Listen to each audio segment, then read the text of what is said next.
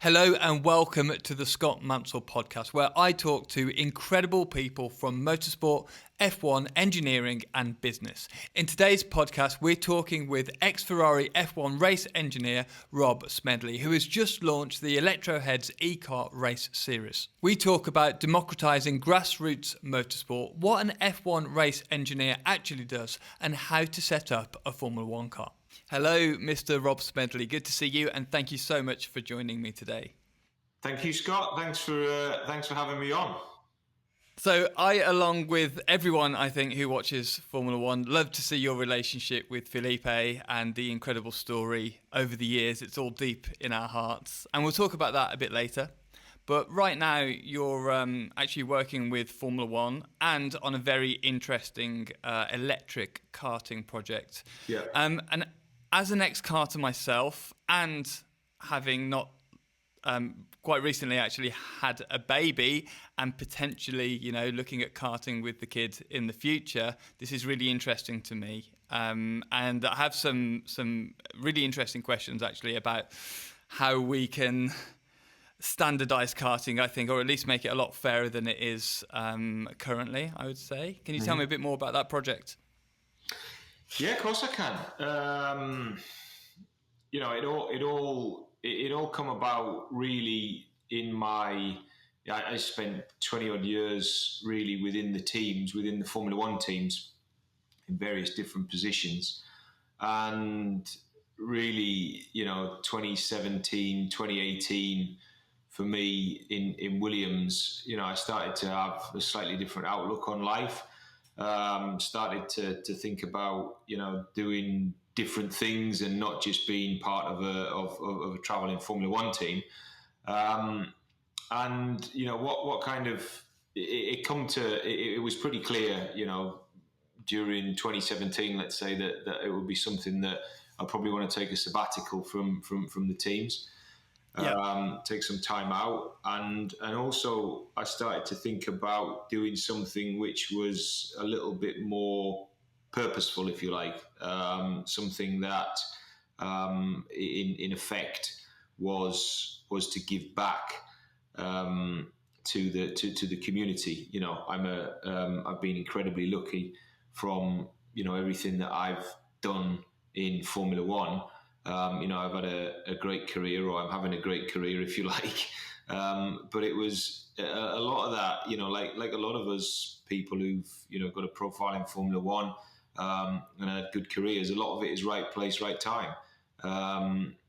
It's you take the opportunities and you do the best job that you can when you get those opportunities. But it is right place, right time. So I realise that I've been incredibly fortunate to be on this roller coaster of working at the very top of the sport for such a long period of time. And now being involved with Formula One, the commercial rights holder and the exciting changes that are going on there, again, it's just, part of this, being fortunate and being very grateful for everything that's happened. So I wanted to give something back. I wanted to think about something more purposeful, and when I started to look at it, the thing that I understand probably a lot more than in the engineering sphere, if you like, is how does the driver market work, and how do the talent of the driver and extracting the maximum talent of the driver and all the rest of it, and when you look at it, it's clear that motor racing, when you go all the way down to the very grassroots, is not fully democratized. If you take the ball sports and field sports and stuff like that, they're all fairly well democratized. If you're very good, that will come to the fore. That isn't always the case in motorsports, and to me, it's a shame, and it's a perennial question that probably a lot of us have asked ourselves, is to where we know the greatest footballers are in the world, because wherever they come from, whatever background they come from, they rise to the very top. Kids from all sorts of diverse backgrounds, but we don't really get that rich diversity in motorsports. It tends to be a very single demographic, and that's because there's certain barriers to entry. The huge barriers to grassroots motorsport are costs. There's complexities. There's complexities of operations. There's complexities of the market and stuff like that. But the principal one is cost, and it becomes a buyer's market. If you can afford to do it, then you'll do it, and you'll be successful in it. And if you can't afford to do it, you won't do it. So I started to look at both a technical and an operational model as to how we could make karting work better, and that's where the whole electro karting thing was born. So when you look at it, and there's the issues with parity, if you like, with lack of parity. So if you can afford it, you can buy better equipment and better engines, and that obviously then makes your holistic performance on track between driver and equipment that can sometimes mask what is not always the best talent. And you don't have that then kind of, because of the high barriers to entry in terms of cost, you don't get the diversity and inclusion that you should get. We certainly don't get out into karting, if you like, is very European centric. It's not out in Africa. It's not out in Asia. In any, or there's large swathes of Asia where it doesn't happen. And to my mind, that is a real shame. That was always a real shame, and it was something that I looked at that I thought, but where's is the next Lewis? Does he sit somewhere in Indonesia?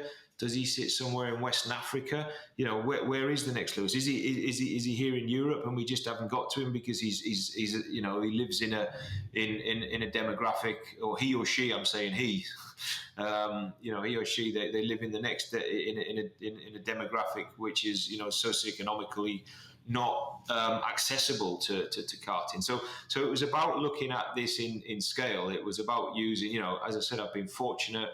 I've got a lot of really good contacts and network, and built up hopefully a good reputation, a solid reputation throughout the sport.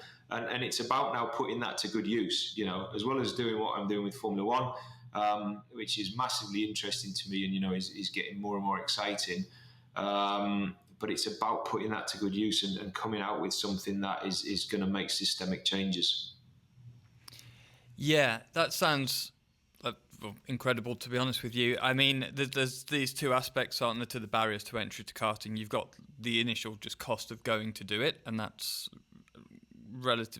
it's expensive. And then beyond that, you've got the cost of actually being competitive, as you've mentioned there. And that's what I really wanted to focus on is, obviously you've got the environmental reasons for going in using electric karts and so on. But is it more simple to have parity in terms of the torque and the power of the engines, which for the people listening, with combustion car engines, there can be small differences, but small differences in karting make a monumental difference to your performance. I remember from my karting days, there would be teams or even individuals who would buy up all of the quick engines, or buy lots and lots of engines, put them on the dyno, check them all, try all the different combinations, and then keep the quick ones. Is that a much easier thing to do with an electric motor? Yeah, because I mean, what if you can imagine a little MG UK of a Formula One car? That's what we've got. So we brought, me and the guys who've kind of set this up. I've brought a lot of guys who've been very loyal and with me in Formula One for a long time, and we bring that, we've kind of brought that knowledge and applied it in a really low cost way to an electric powertrain. And the point here is that you're quite right that there's a certain amount of perception of lack of parity with internal combustion engines in go-karts, but there's a certain amount of technology as well. The technology is, you can only go so far with the technology without quite high investments of capital for the engine manufacturers, which then has to be offset to the to the customer. to get this, whatever lack of parity exists, to get this down. And then, of course, you're quite right. You get the bigger, more well-funded teams, if you like, that can go out, and they do have that capital buying power of buying up a whole batch of what are all the best engines, and then from that putting together the various components of those engines to get to something which is going to give a few tenths on track. And it's the name of the game. It's the very, very DNA of motorsport, that it's between human and machine, and both of them have to be performing perfectly to win. But when you've got a market that as I talked about before, it's a buyer's market. So if you can afford it, then you set the price within that market. So if we think that an engine which is going to give a couple of tenths on track, if someone's prepared to pay tens of thousands of pounds for that, that's what the price point is, and we can't do anything about that. It's like buying and selling houses. The market dictates the price, and that then puts huge swathes of the population all around the world out of the market. So it's about saying, right, well, how do we do that? How my initial thought was, well, how do we get parity, but how do we do it without huge capital investment? And when you look at it, you've got a lot of the componentry that is readily available with the electric solution. To be clear, and I'm going to make myself sound like a Neanderthal now, or I'm going to admit to being the Neanderthal that I am. I come from Formula One, so I am. My career has been spent, understanding internal combustion engines and exploiting the performance out of internal combustion engines, and then latterly hybrid engines as well. So to be clear, it wasn't some kind of, electrification, I'm not some kind of electrification evangelist or anything like that. It was purely for me that the electric solution offered the path to democratization. So if you like, electrification becomes the vehicle for democratization, because that's what it's all about here. The end goal is democratization. The end goal is meritocracy. The end goal is to grow the market, in orders of magnitude bigger than what we've got now, to get more young people involved in what I believe is a brilliant sport. And electrification was the cheapest, most direct solution. Now, in the future, would we want to do the same thing with a hybrid power unit? There's absolutely no reason why we couldn't do that. And if we keep in mind where the objectives are, the principal driver for me has to be to democratize the grassroots of motorsport. It's a very, very grandiose and big ambition, and audacious ambition. Excuse me. But that has to be our objective, and I think that you just go to the technology that exists to be able to do that. So when the kids get in the karts, when these young people get in the karts, the only differentiator is them. And everything else we set up as being parity. And that's what it needs. I mean, from my perspective, if I was to put my kid into karting at the moment, I would know that he probably wouldn't be able to become a national champion, or certainly a European champion, because I wouldn't have the backing to get him there. But if there was parity, and so I wouldn't put him in karting at the moment, but if it was more equal, then yes, I would go and spend the money to go and buy the kart and put the tyres on it and the entry fees and all of that. So that's that's such a great direction for the sport. I think it's absolutely fantastic. And with the electric motor, is it the fact that the motors are more consistent straight out the box, or are you controlling that with software on top of it? Yeah, we have the beautiful thing, about electrification is that there's a control unit, there's an inverter that sits between the battery and the motor, so that we can control to very, very fine tolerances the output from the motor. So the power coming out of the motor, we're able to control that, and we're able to absolutely offer parity across the fleet of karts, that everybody's getting exactly the same power. So and that's the beauty of it, being able to do that at a very low cost. Now, if you wanted to do that with, I'm going to get all techie with you for a minute, but if you wanted to do that No, that's cool. with an internal combustion engine, you'd need to have an injection system, and you need to have a torque feedback loop, and so you have to put an ECU in the middle of that, and that makes, I completely sympathise with you. I'm entirely empathetic that kind of is moving away from the general direction of where karting's been before in terms of internal combustion engines, and it's going to add a massive, R&D and engineering bill. So that's why I thought, I am, not particularly an electrification evangelist. It was just, this is the technology that can offer absolute parity, via electronic control systems that are just commonplace in electric drivetrains, powertrains. And you can do it at the right price point as well. So we can do it without, millions and millions of pounds worth of investment.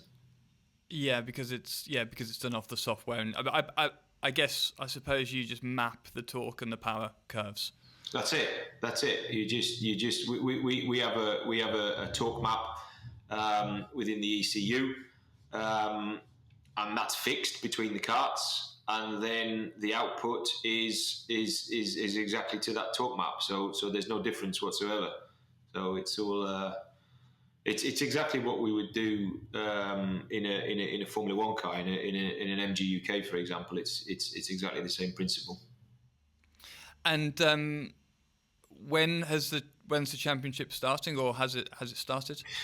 Well, we did some rounds last year. Obviously, as I've had lots of people tell me, and I don't need reminding, we couldn't have picked a worse year to start a new business. Yeah. Especially that one that required, actually going out and doing being things. Outside. But, apart from that, everything's great. So we think that we did a 2020 championship last year. It was very well received. Very good customer feedback. I think people really appreciate the fact that, we kind of create in this community environment as well. That's really important for me, that we create this community environment where the young people that come and take part in it, and the families, they feel, very, very much part of that community, and we're growing this community together, if you like. So it was really well received, but we only got a few rounds done because of the various lockdowns. So we did have what was effectively a 2020 winter championship. We're going to try and finish that. As we sit here and speak now, we're going to try and finish that in the first weekends in April, which I think that should be allowed according to the government guidelines that have just come out. We'll try and do it over a single day, so there's no hotels or anything like that involved. We're in communication with Motorsport UK to make sure that we're completely aligned with them, because we're part of their karting pathway now. So we want to make sure that we're doing this safely more than anything else. Yep.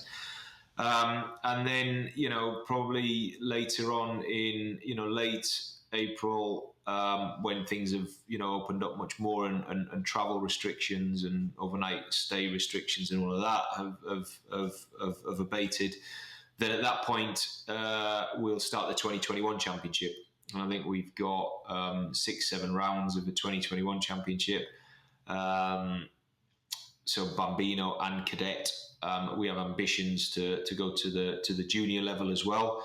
Of karting, and then senior, subsequently senior. So I'm gonna, we'll be able to offer a whole range from 5 plus, basically. So because what I've had is quite a nice kind of organic development, if you like, is that a lot of the dads who are bringing their 5, 6, 7, 10-year-olds or whatever, they're all ex-karters, and they're all saying, if you do an electric version of this, we want to have a go. And I thought, well, what a brilliant thing, because actually, what we're finding is that usually, it's if it's mums and dads who take, their driver to a normal kart event, obviously they're spannering on the karts. Yeah. Whereas because we're doing everything, we put on a full arrive and drive, they kind of stood around and so suddenly notionally they think, well, now I've got all this time on my hands, which is brilliant. They'll love it because it's much more relaxed and fun weekend for them.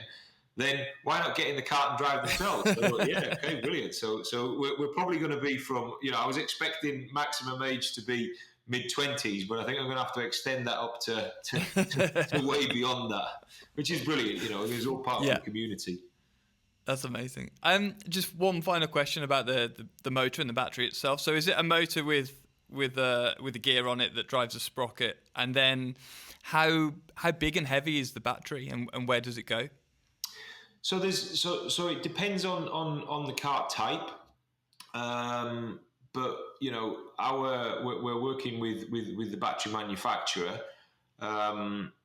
to be constantly lightweighting the battery, and if you look at power or energy density of batteries, then if you did that study, then the power and energy density kind of increases gradually with price. And then it gets to a knee point where all of a sudden it kind of skyrockets. So we're constant, and that knee point is moving further and further to the right as technology is evolving. So we're pushing our battery manufacturers hard to come out with more and more efficient battery. And in fact, we've got something which is probably about 30% more efficient, which means that I can get the same runtime for a smaller battery. So if you look at a Bambino battery, they're about 9 kilos, something like that. Oh, right, okay. That's about where it's at, and then the motor, as you said, it does just have a normal output sprocket onto it. It's a chain drive, chain drive from an engineering point of view. A chain drive will offer you 99% efficiency, so there's 1% of losses. So we're all about losses, because the more we can minimize the losses throughout the system, the lighter we can make the system. So we've really got this very Formula One engineering approach to this to get the best possible solution we can, but bearing in mind that there's a commercial element to this, because what I don't want to do is have to invest and then have to invest silly amounts of money, have to then recoup that through the price point. I'm very adamant that the price point has to remain as low as possible. So do you just swap out the batteries in between sessions and then charge them up, or do they last a day? Well, we just no, they're fixed to the karts at the minute. But the second generation of what we're going to do, we're going to have removable batteries. So we just swap them in and out. So the whole thing, you would then have a batch of batteries, and certainly the people that we're talking to, we're having all sorts of conversations through the people that I know, quite far afield, certainly outside of Europe, that want to buy these karts and they want to bring them to their countries to get more young people involved and all the rest of it. You've got to have a fairly robust system where the karts can run for long periods of time, and that's going to mean swapping batteries, because we've got to remember, Scott, that these are racing karts. They're not corporate karts. Corporate karts are brilliant, and they've definitely got their place in the world, and I think they're a brilliant way of getting that huge lower end of the market, of the karting market, if you like. Think of the triangle all the way up to the World Championship. It's a brilliant way of getting people first hooked into it, and then we offer kind of what would be the next step as people who've gone. They spent time at places like Team Sport, who I think offer a really fantastic product. They've spent time there, and then they would exit and they would come out to us, and there isn't all the hassle and the confusion of spending thousands and thousands on hardware before you've even turned a wheel, and then the further confusion of actually when you get to the track of people telling you that you've got the wrong hardware, because that happened to me. Which and I it was funny actually. So I'm gonna name drop now, but David Coulthard, his son Dayton is running a lot in karts now, right? And our two sons kind of are going through the same categories, and David said to me, I had the experience when, this is a bit anecdotal, but I had the experience when I first took my kids karting in the Bambino categories, that everybody kind of, everybody sidled up to me during my first event, and they all like wanted a little bit of a chat and everything, and then but the resounding conclusion of all those conversations was, well, he's on the wrong equipment. And I kind of look at it and think, but it's a kart chassis, it's not it's not a Formula One car, it's a kart chassis. How wrong can it be looking at it? And I think my opinion was not far wrong, having now spent a couple of years doing it. As that there's not really a great deal of difference between all of these chassis. But I'm probably going to get hammered now by the chassis manufacturers.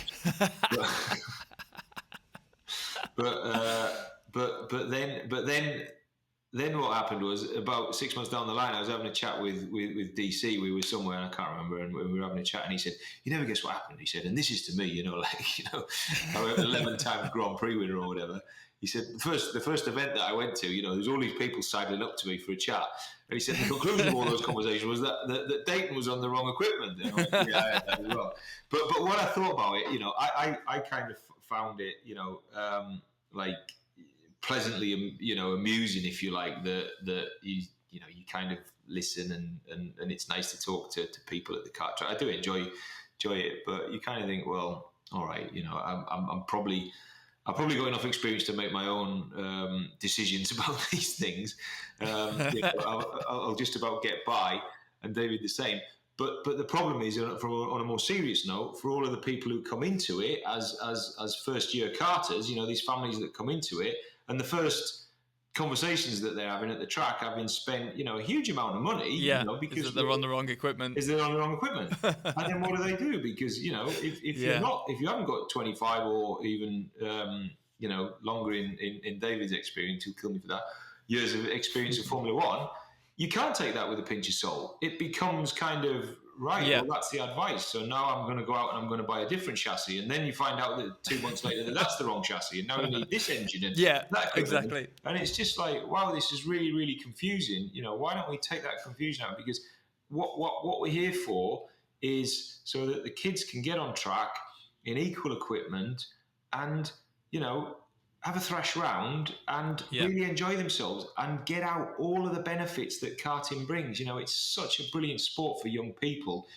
teaching them about discipline and respect and teamwork and dealing with disappointment and all of those things that turn them into turn young people into better human beings. It's brilliant.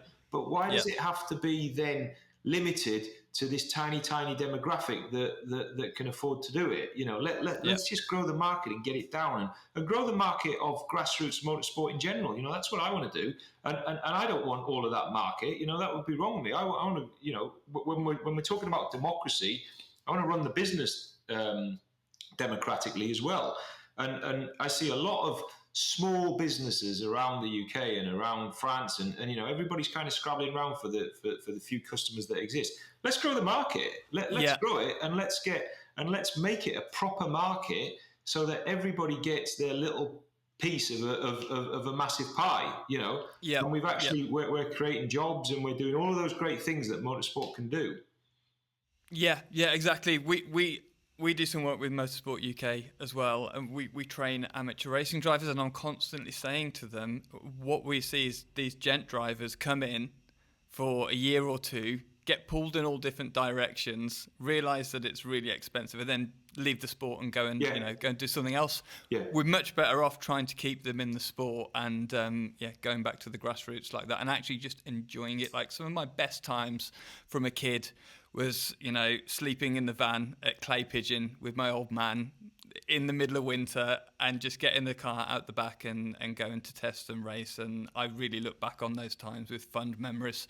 And it would be wonderful if we could get back there with karting and have the ability to be competitive without spending loads and loads of money. So really, really respect what you're doing there, Rob. It's going to be great to watch, and hopefully my kid, once he's old enough, can come and do some Bambino karting. The offer is there. Yeah, no, we'll watch it. I mean, he's only 9 months old, so I might be a little bit ahead of of the game at the moment. 5 years too early yet. But I don't. Yeah, exactly.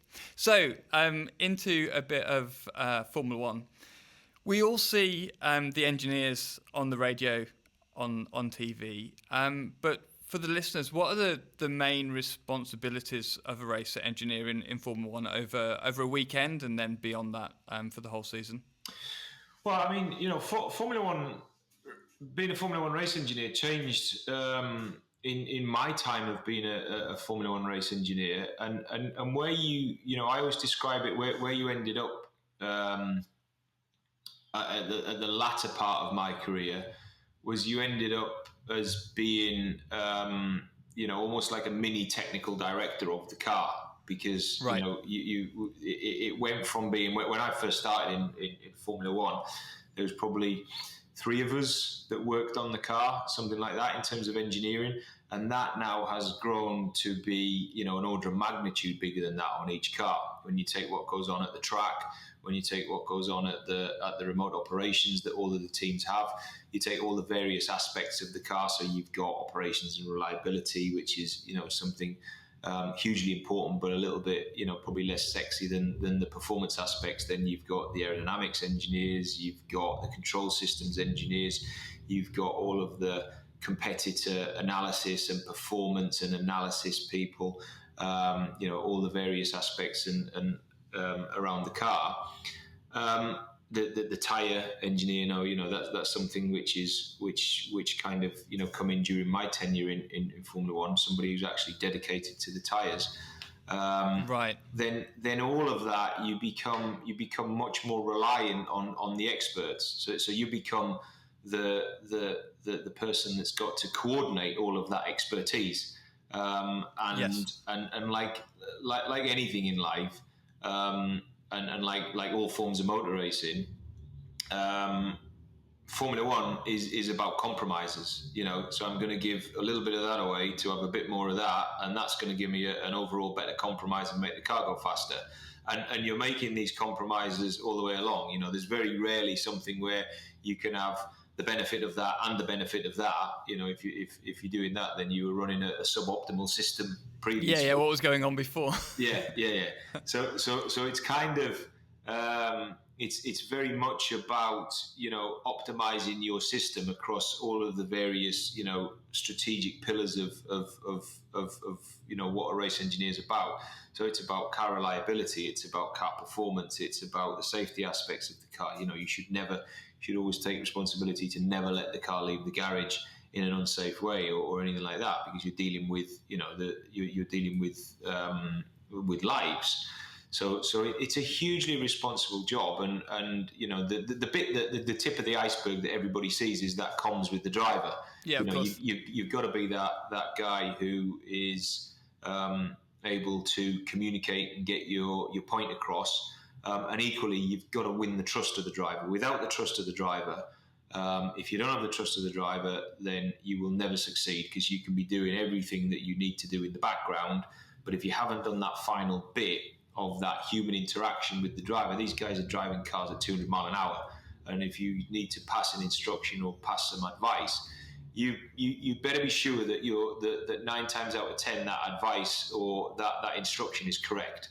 Everybody makes mistakes and everybody gets things wrong, but you better be sure that, even 95% of the time that you're right in what you're doing. And that's the way you win the trust of the driver. The drivers are athletes, they're performing at the very top of their game, and they need people around them that are also performing at the top of their game, that are, pointing them always in the right direction. 95% of the time you're pointing them in the right direction. So you've got to have that bit. You've got to get that bit right as well. And that's where the trust from the driver, that's where that relationship, that close bond between the driver and the race engineer comes from. So there's a massive amount of responsibility. There's a huge amount of plate spinning. There's these trade-offs that you're constantly doing. I'm going to have more of that, but less of that. But I know that's going to give me a better car. It's about understanding the language of the driver, because they're all different. The way that they feed back. and their technical expertise, if you like, and their understanding of the car. Some of them are very happy just to say this is what the car does and that's where it stops, and then others are happy to say this is what the car's doing. I'll then go into a huge amount of detail as to why they think the car's doing that, and then be part of even the solution as well. As to say, well, I think that you need to do this, I think we need to do that, and that kind of comes with it's very empirical and based on experience for drivers. And you've got to always make sure that you're bringing in a very robust engineering and technical approach as well to that, and marry the two things together to get the best performance. And what kind of level of detail are they going into with their feedback, and what would that sound like? Are they giving you that feedback while they're out on track? Are they, they're obviously breaking it down into the phases of the corner and things like that? What would Felipe have said to you? It very depends on who the driver is. So if we're going back in ancient history, if I go right back in ancient history, then the drivers that I've worked with, and give you some examples. Heinz Harald Frentzen used to go meter by meter, to the point where I was almost drifting off to sleep, because we go meter by meter, and then at meter 31 the car's doing this, and then at meter 32, and this, and you've got like 10 corners, so you can imagine how long the debrief was. And literally he would do that, and he's a great bloke, Heinz. He really is. But so he would go down into that level of detail. Michael Schumacher could be out on track and giving very, very precise and detailed feedback about what the car was doing, as he's driving the car without losing any time. And that is a huge, huge art to be able to do that. That is a massive part of what Michael's, makeup was, to be able to do that. Have that capacity to drive the car at 10/10 and still be able to give you a lot of feedback. Felipe and Valtteri, if I think more latterly, they're drivers who, they bring their experience into it, but their feedback, was absolutely sufficient to do what to do what the engineer needs to do. But they'd rarely transgress into going into minute levels of detail where it wasn't necessary. And also transgressing into saying, I think we should do this and this and this. They were quite happy. Yeah. They were happy to let their engineers, if you like, do that bit of work, and then they're brought back into the loop to say, right, this was your feedback. This is the engineering or the technical analysis of that feedback and bringing the data into it. So this is where we think the conclusions are, and this is what we're now going to do to fix the problems. And they were quite happy to kind of let that loop go on and then come back. So it's very much. I always found it very much, horses for courses, and some drivers are very good at it and they get it right, almost, all of the time. Kimi Räikkönen was like that. He got his feedback right. His feedback, when you listen to it, was almost always spot on. He's got just this innate feeling for the car, a really, really good feeling. Of what the car's doing, and he'd be able to tell you, whatever question that we would have for Kimi, he would always be able to give a really good feedback about that. I think it's he had a great sense of it. But these guys, I always feel that it's almost a great shame that the general public don't get to see that side of a Formula One driver, of how skilled they are at that. Because it does, even for me now, after being in the sport for so many years, it blows you away, the capacity when they're in the car. These guys are driving cars at 200 mile an hour, but they've still got this huge capacity to remember everything. I mean, I'm the world's worst driver, by the way. And I've done some corporate karting and some. I was going to ask you about that, actually. Karts that do like 20 mile an hour or something, and I get out of it and I just think, I couldn't remember. I can't even tell you how many laps I've done. Never mind, tell you what was happening to the kart in the corner. I'm just happy that, I haven't maimed myself or injured myself in some way. So how on earth can they remember? Like lap 33 of the race. Can you remember that? Yeah. In that corner, yeah, I can remember that. Well, tell us what happened, and then they'll go into like this monologue of detailed responses to what happened. So I think these guys, the fans don't often get to see that, and for me, it's a real shame because it's such a huge skill of being a Formula One driver or a professional racing driver for that matter. Yeah, and nowadays with all of the analytics, I suppose, I don't know the details of what the teams have access to, but how much, if you want to make a setup change during the weekend, how much of that is based from the driver's feedback and how much of that is done from, the software and the analytics? It's a blend, and sometimes Right. there's never one, the most harmonious situation, and hopefully it's like this all the time when you've got the two sides, the empirical and the subjective side, and the objective data driven side. Yeah. When you've got them working in harmony, it's very easy. The problem is when you can't get the data to match the driver comments or vice versa. That's when you've got problems, and it's usually because you've got bigger problems with the car. We hear a lot about a lot of engineering work being done back at the factory, whether that's in the sim or, I don't know, do you use rigs anymore, like a 7-poster rig? But how much of the setup is decided before you get there? And then after that, is that analysis a good enough job so that you're only making tweaks once you get to the track, or is a lot of work going on there? The answer really is that there's a huge amount of work that goes on previous. And again, it goes back to my other answer about how things change for me over the course of the years in Formula One. Nowadays with all of the advancements that we've made in simulation and on the driver in the loop simulator, which are two separate topics but closely related. We're able to get the setup much, much closer now. We're able to get into that virtual environment and get the setup really, really close. And then what happens is, what we still can't do, we're still not at the level where the driver in the loop simulators are able to emulate perfectly a track. Sorry, what's the driver in the loop simulator? So the driver in the loop simulator is what the teams have now, the big sims, what the driver gets in and he kind of drives in a virtual environment. We call that the driver in the loop because what we were never able to do previously was in the actual, if you think about the simulation that takes place on your computer, the quasi-static or the dynamic simulation that you do on your computer, you don't have a driver in the simulation loop. There's not a driver model.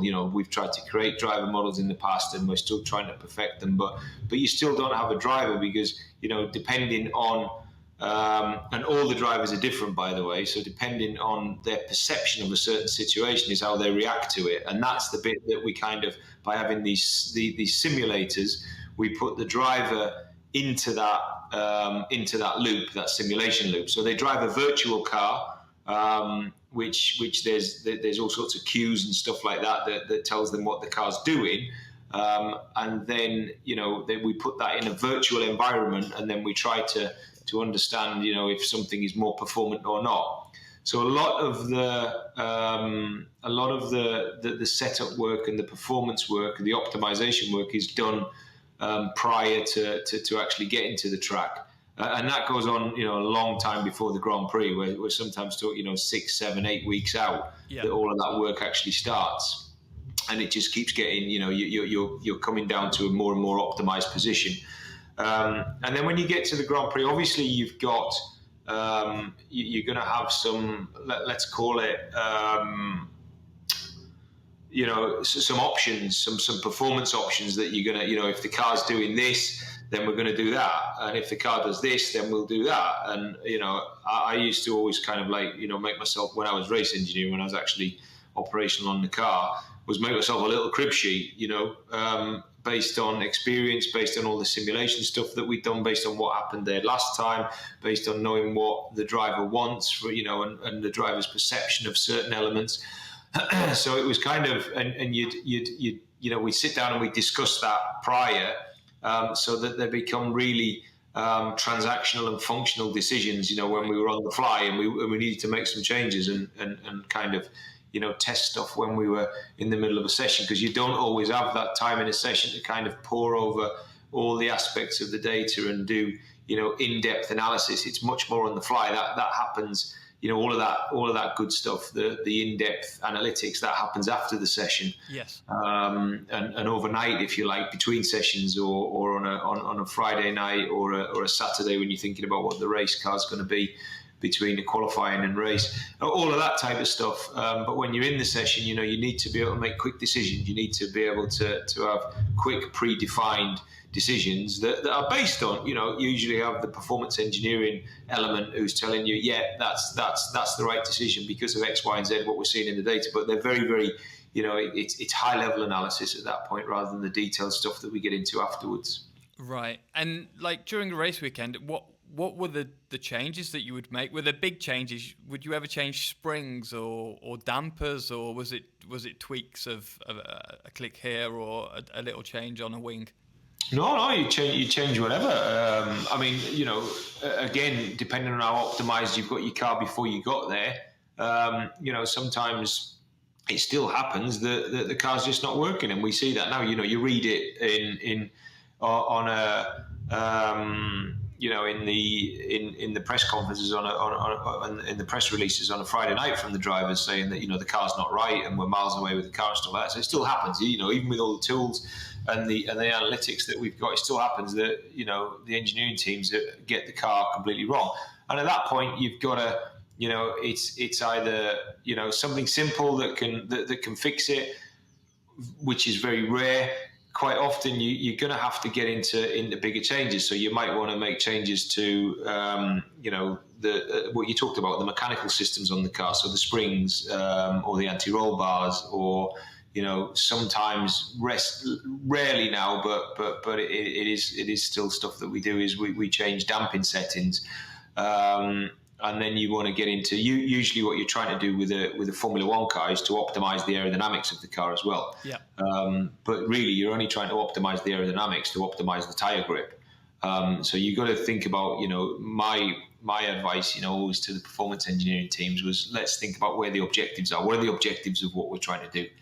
Don't change a front or rear anti-roll bar without really understanding the objective of what we're actually trying to change. And what you're always trying to change is you're trying to change the tire grip, or the grip balance, if you like, from front to rear, because that's the important bit as to how you get the car to work, and what sort of grip balance or what sort of car balance you need at the various aspects and various elements of the corner. So in a high-speed corner, you want a completely different balance to a low-speed corner. But then if you break the low-speed corner down to the braking phase, the turning phase, the mid-corner phase, when they're back on the gas, that type of thing, then you need a different car behaviour at all of those different corner states. So it gets reasonably quite detailed, and that's where the driver feedback, especially when you're on the fly, becomes, in the middle of the session, becomes really, really important, because if they can pinpoint where the problem is, usually, and they get that right,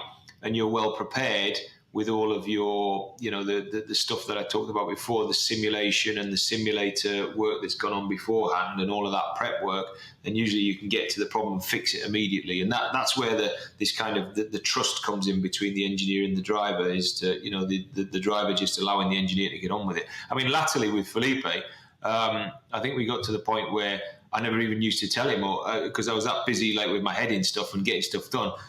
He'd be rolling down the pit lane and he'd go, what have we changed then? And I go, oh yeah, I forgot to tell you, didn't I? So he'd say, we changed this and this and this. And what's that going to do? And then I kind of tell him what that was going to do, or what, our perception of that was going to do. And then he'd come back and go, yeah, that works, Yeah. So yeah.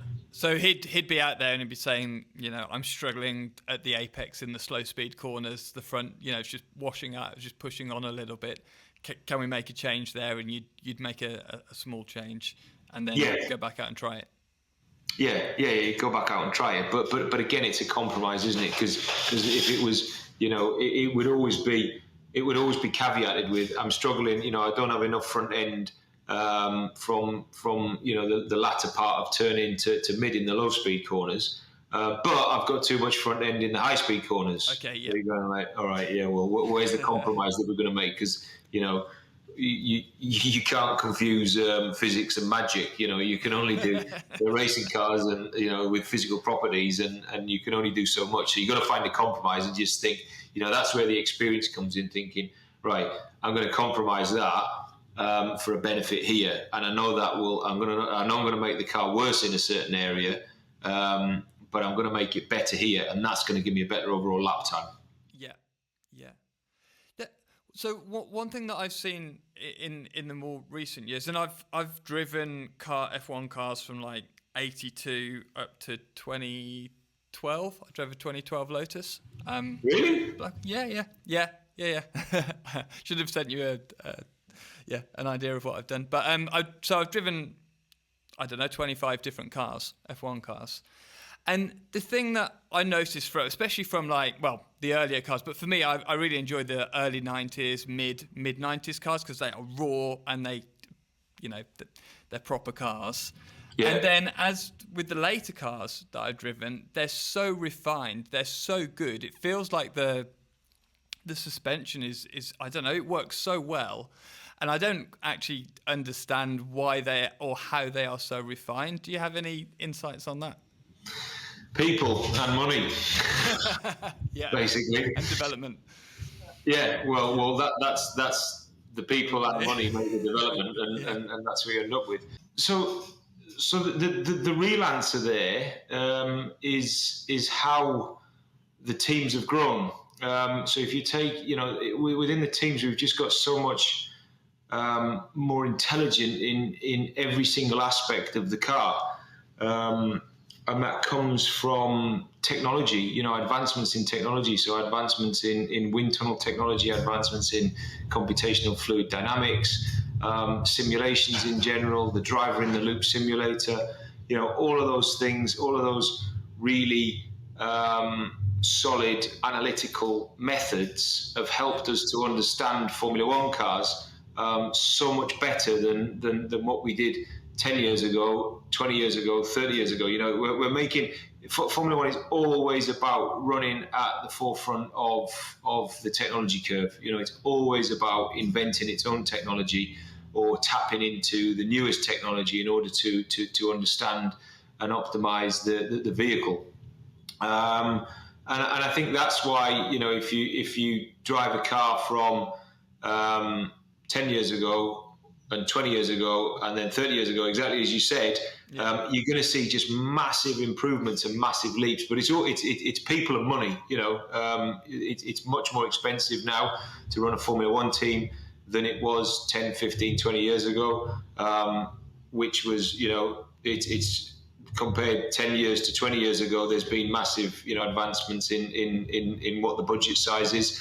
And that's something, obviously, that we need to somehow get under control, because it can't just be about, people like me having fun making really fast racing cars. It has to be, in the end, about the spectacle of Formula One as well. Yes. And, the whole point in bringing the budget cap in is to try to, not to put the skids on technology, because technology has to be relevant for F1, and F1 always has to be at the forefront of technology, but just to kind of, redirect that a little bit and make it a slightly more even playing field, so that the smaller teams, are not constantly hampered by not having, by having a third of the budget of some of the bigger teams.